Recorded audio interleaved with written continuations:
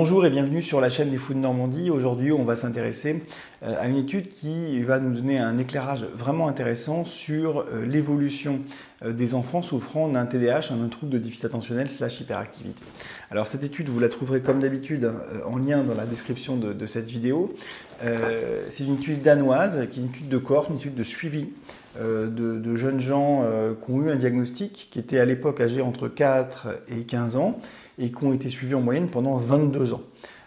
Et qui ont été comparés à des gens équivalents, entre guillemets, qui ne souffrent pas de TDAH. Et on a essayé de chercher à savoir si les enfants souffrant d'un TDAH, sur cette période de temps donnée, étaient plus à risque de se faire condamner pour un crime ou un délit, voire même d'être incarcérés que les autres. Alors la réponse est oui, et pas qu'un peu. Entre 1,5 et 2 fois plus de risque pour les enfants souffrant d'un TDAH de se faire condamner pour un crime ou un délit, voire de se faire incarcérer. Donc c'est pas rien du tout.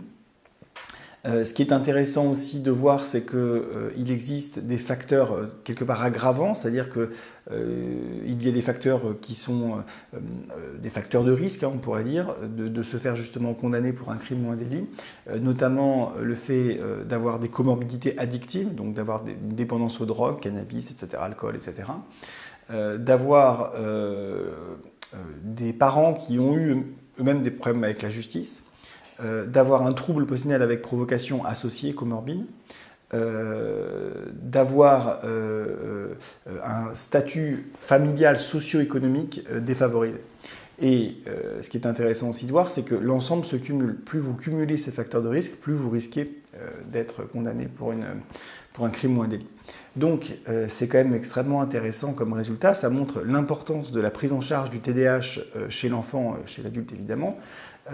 Et un autre élément intéressant qui va pas plaire à certains complotistes fans de fake news, c'est qu'il y a un facteur qui diminue le risque de se faire incarcérer quand on a un TDAH, et ben c'est de prendre un traitement.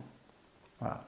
C'est-à-dire que pendant la période de traitement, les gens qui prenaient le traitement et qui avaient un TDAH, eh bien, ils étaient moins à risque que ceux qui avaient un TDAH et qui ne prenaient pas le traitement de se faire incarcérer ou d'être condamnés pour un crime ou un délit. Voilà, donc je pense qu'il faut se rendre compte de l'importance de ce sujet pour les individus eux-mêmes, pour la société.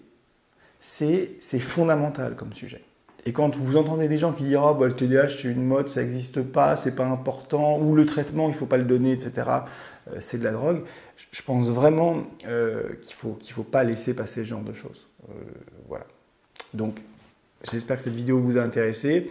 Je remercie ceux qui sont déjà abonnés, qui ont mis la cloche, etc. Je vous remercie beaucoup parce qu'on est de plus en plus nombreux et c'est vraiment sympa de faire partie de cette aventure. Et puis, je vous dis à très bientôt. Bye.